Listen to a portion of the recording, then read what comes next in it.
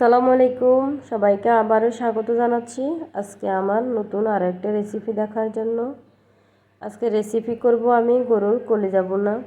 তবে অনেকে গরুর কলিজা ভুনা ভুনা করতে গেলে শক্ত হয়ে যায়, তবে কিভাবে আমি খুব সহজে এই নরম কলিজা ভুনা তৈরি করলাম তা আজ আমি আপনাদেরকে দেখাচ্ছি।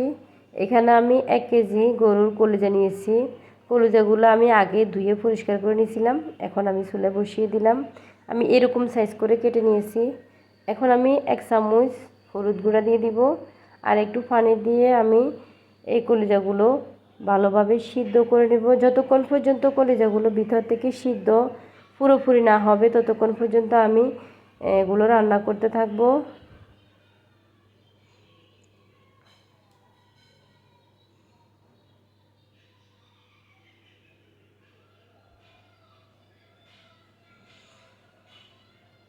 এরকম একটু হার্ড হলে আমি উঠিয়ে নিচ্ছি।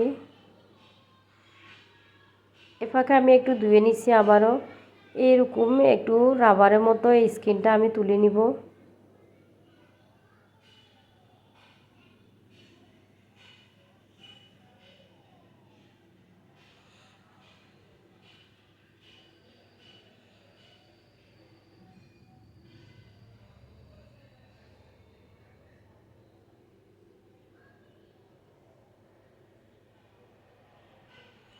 সবগুলো আমি একইভাবে এই রাবারের মতো এগুলো তুলে নিচ্ছি।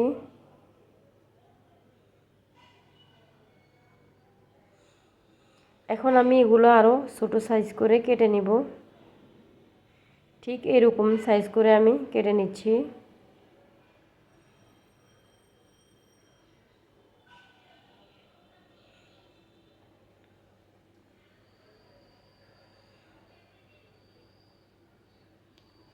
যারা এখনও আমার চ্যানেলে নতুন বা আমার চ্যানেলটি এখনও সাবস্ক্রাইব করেন নাই, আপনাদেরকে আমি অনুরোধ জানাবো আমার চ্যানেলটি সাবস্ক্রাইব করার জন্য।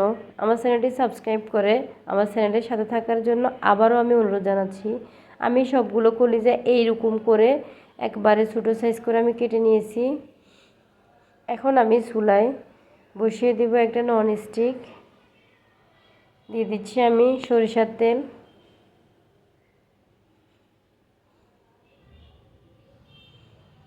তেল একটু গরম হয়ে আসলে আমি দিয়ে দিব দারচিনি, এলাচি, তেজপাতা, লং, গোলমরিচ 5-6টা করে করে আমি সবগুলো একসঙ্গে কিছুক্ষণ ভেজে নেব। এরপরে দিয়ে দিচ্ছি আমি পেঁয়াজ বাটা।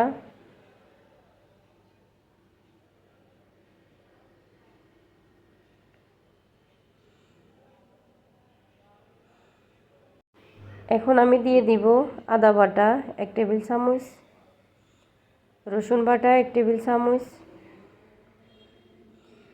আরও 2-3 মিনিট ধরে আমি এইগুলো ভালোভাবে কষিয়ে নিব। এখন আমি সামান্য একটু পানি দিব যাতে করে আদা রসুনগুলো পুড়ে না যায়।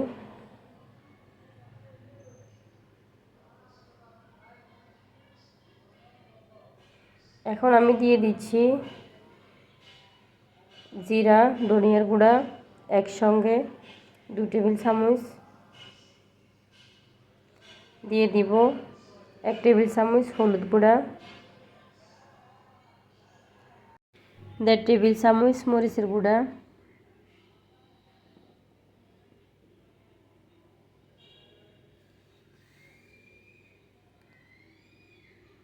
স্বাদ এবং পরিমাণ মতো লবণ। এখন আমি সবগুলো উপকরণ আরও কিছুক্ষণ ভেজে নেব।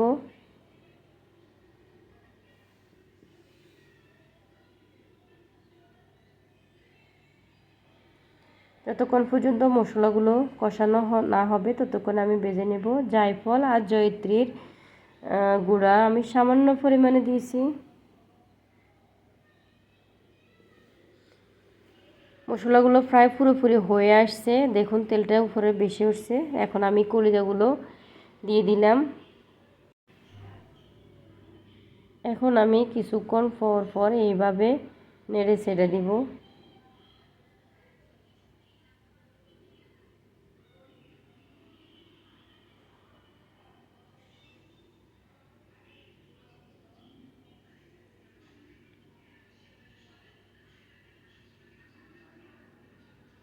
আমি এই মশলার ভিতরে কিছুক্ষণ আমি ভালোভাবে এই কলিজাগুলোরে কষিয়ে নিলাম।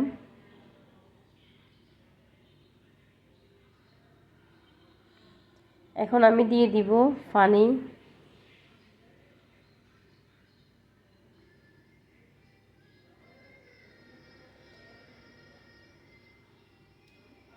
ঢাকনা দিয়ে ঢেকে কিছুক্ষণ আমি রান্না করব।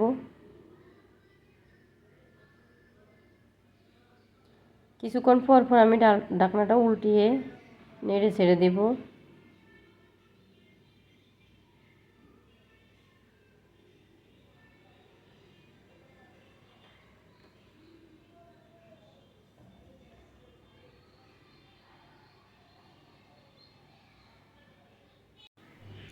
যারা এতক্ষণ আমার সাথে ছিলেন তাদেরকে অসংখ্য ধন্যবাদ জানাচ্ছি।